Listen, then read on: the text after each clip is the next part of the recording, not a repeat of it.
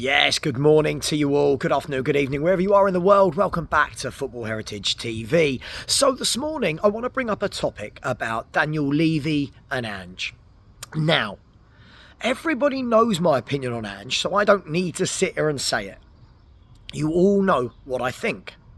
But what's being talked about a lot is, well, how can Spurs get on with their summer window? How can Spurs do anything unless Daniel Levy comes out and confirms that Ange is staying? Now, as much as I don't want him here, why does Daniel Levy have to come out and confirm that Ange is staying? He's got 2 years on his contract. He's just won him a trophy. What chairman does that?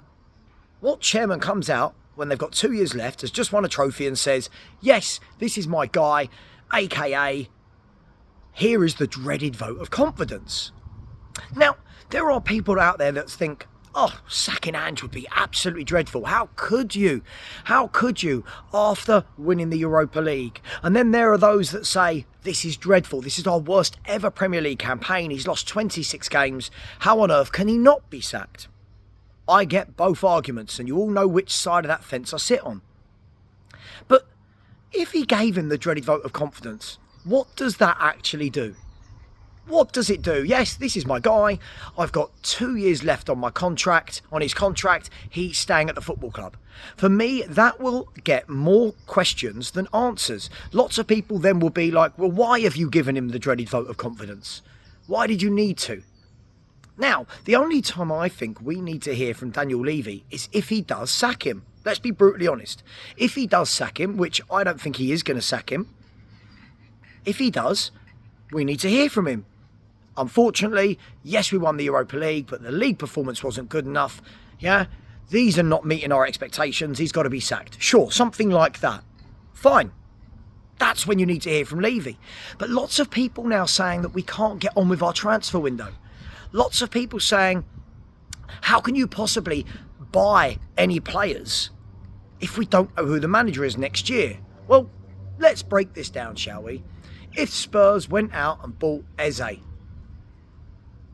you telling me that any manager coming in doesn't want Eze, would be disappointed that Eze is at the football club? If we signed a Paulinho, for example, if we signed Leroy Sane, are we really turning around and saying that, I don't know, Frank, Glasner, Xavi, whoever it is, whoever comes in the future is going to go, oh, I would have taken the job.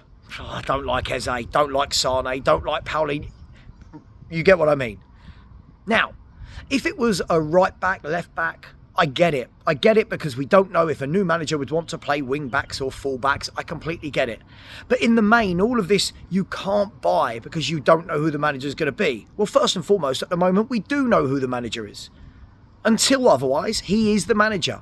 Put your feelings aside. Whether you love him or hate him, put your feelings aside. We know he's the manager. So why can't Spurs get on with the transfer market?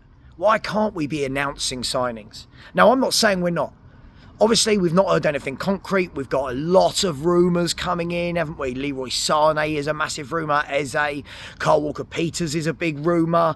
We're linked with this player, that player, possibly Mbeumo, possibly this guy. Sure. But for me, this should all be going on. This is what Spurs as a football club, not Ange, but as a football club, we should have been planning for this. This is what every football club does. Scouts, analysts, right? Recruitment analysts, the director of football, chief scouts, all of these people should have been all year looking at, right, if we get into the Champions League or if we don't, who are the players we want? So I've got no doubt that Tottenham know who they want. Now, moving quickly on those targets is a completely different story. But I'm asking you all, why does Daniel Levy need to come out and tell us that the man is staying? If he's staying, surely it's BAU. And for anyone who was asking, I know many in the chat yesterday asked this, business as usual. It will be business as usual if he is not leaving. So get on with it. Get on with the signings. Get on with the summer. We don't need Daniel Levy to come out and say he is staying. Now, many of you are going to completely disagree with me here, and I understand that. It's not a big deal. It's not something that we need to all go and abuse each other about. But for me, I just don't understand what's needed. Now, Let's have a look at a few players, shall we? Let me know what you think about the whole Daniel Levy and Spurs fans needing confirmation. Let me know what you think. Now, the big rumour in the last 24, 48 hours is coming in thick and fast from all angles is Leroy Sane. And I'll be honest, Spurs fans, I'm absolutely shocked at the number of fans I've seen that wouldn't want Leroy Sane. A seasoned international. He's got something like 69 caps, if I'm not wrong, for Germany. He's won Premier Leagues, Bundesligas, FA Cups, League Cups. He's won it all.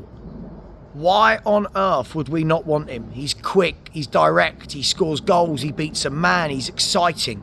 Why would we not want this guy? Please tell me, when I've got fans going, oh, I want Tell, oh, I want Odegaard, oh, I think Mikey Moore should start, oh, I think we should play Solomon. Sure. So then why would you not want Leroy Sane? For me, I think this is a game-changing signing. Not on its own, but just in its own circumstance. A winger that beats a man, a winger that scores goals, a winger that's direct, and more importantly than all of that, a winger that can entertain us. A bit of go in him, a bit of life. Now, there are those that say, Sava, you're mad, we're not going to get Leroy Sane. He's on 240 grand a week at the moment at Bayern Munich, which works out to about 288,000 euros. He would never come to Spurs because Spurs simply wouldn't pay that money. Quite simply. You want players like that, you've got to pay for players like that. And he's on a free transfer.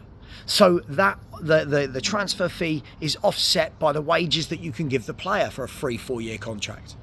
So let me know what you think about Leroy Sane. There's some that are saying, oh, you clearly don't watch Bayern. Well, I do. I watch every league. And whenever I watch Leroy Sane, can he be frustrating? Yes. Can't all wingers be frustrating, though? There's no winger that every game is absolutely superb. But this guy, for me, would be a game changer at Tottenham. Now, if we look past the Leroy Sane signing, lots of talk again about Eberechi Eze. Eze, for me, would be absolutely brilliant. That is a marquee signing. Now, we know that Ange turned him down last season, but things change. If we're led to believe that Ange is changing and he's adapting and he's admitting that he needs experience now after telling us all season that he doesn't, why would you not want Eze? Why would you not want a game changer in your squad? How much will he cost? Was it 60, 65 million is the number being bandied around? 150 grand a week, maybe? Why would you not want Eze? So let me know, Eze, Sane, are you taking both of them? How good would they be? Would they both transform our attack? Because for me, I think we'd be a lot more exciting to watch. So I'll be honest, I find Spurs very boring to watch at the moment. Sorry if anyone doesn't agree. I just think it's not exciting. It's a very bland style of play from Spurs. I think those two completely changed the game. So let me know your thoughts. Leroy Sane, Eze, do you want them? Daniel Levy, does he need to come out and give everybody confirmation that he's staying? Or does it matter? Just BAU, just get on with it. Let me know your thoughts. By the way, I'll be doing a live watch along on Fhtv and Fhtv Plus tonight for the Champions League final. Join me at 7:30 for all the build-up and coverage of PSG versus Inter Milan. Should be a great game. Two very different styles. I'm looking forward to this. And one of these clubs is going to be crowned champions of Europe. Let me know your thoughts. Enjoy the day and have a look. It's absolutely stunning, isn't it? So take care. Enjoy the sun. Have fun with your loved ones. And I'll speak to you soon.